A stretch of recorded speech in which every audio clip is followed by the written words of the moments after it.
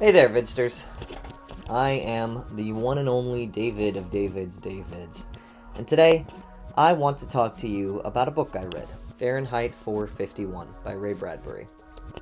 Now, I've known about this book for a long time, and I assume many of you have read it, either because you had to for school, because you wanted to know what the book was like, or just because it seemed like something to do. When I was growing up, I used to watch a bunch of YouTubers, and one day, one of them, PewDiePie, had a book review, and he reviewed Farenheit 451, and he did not like it. And so I was kind of turned off of it after that, and I didn't really feel like ever actually checking it out. But for my book video, I promised I would read a book the same way I recommended everybody else should, and I did. And I read Farenheit 451, and I'll be honest, I really liked it. We're going to read a couple excerpts from it. So, in Farenheit 451, most people are completely obsessed with these entertainment screens. They've replaced televisions with walls of your house. Your entire wall can be converted into a television screen. And Montag, our main character, has 3 of his 4 walls converted into television screens for his wife, who spends all day in the living room just watching those television screens. And this is a brief description of what those are like on page 42. What was it all about? Mildred couldn't say. Who was mad at whom? Mildred didn't quite know. What were they going to do? Well, said Mildred, wait around and see. He had waited around to see. A great thunderstorm of sound gushed from the walls. Music bombarded him at such an immense volume that his bones were almost shaken from their tendons. He felt his jaw vibrate, his eyes wobble in his head. He was a victim of concussion. When it was all over, he felt like a man who had been thrown from a cliff, whirled in a centrifuge, and spat out over a waterfall that fell and fell into emptiness, and never quite touched bottom. Never quite, no, not quite touched bottom. And you fell so fast that you didn't touch the sides either. You never quite touched anything. The thunder faded, the music died.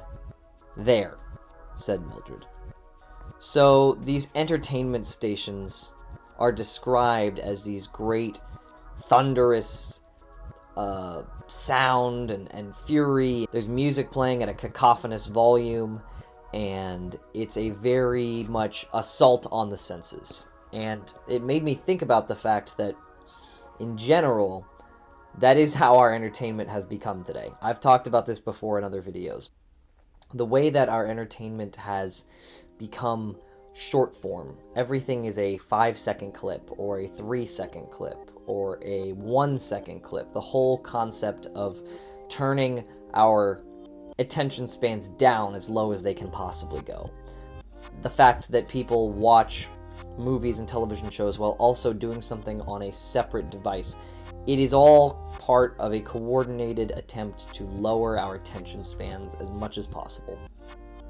And it's done for social reasons, but I also think that the lowering of our attention span is actually done because the less people pay attention, the easier it is to get things by them. And that's actually something they talk about in Farenheit 451. They talk about the fact that because everybody is so focused on the entertainment and driving their cars 90 and 100 miles on the freeway, that no one is paying attention to what is actually going on as far as the real world, as far as things that are actually happening. It got to a point where nobody cared, to the point where the government made a law getting rid of all books, like banning them, and no one cared.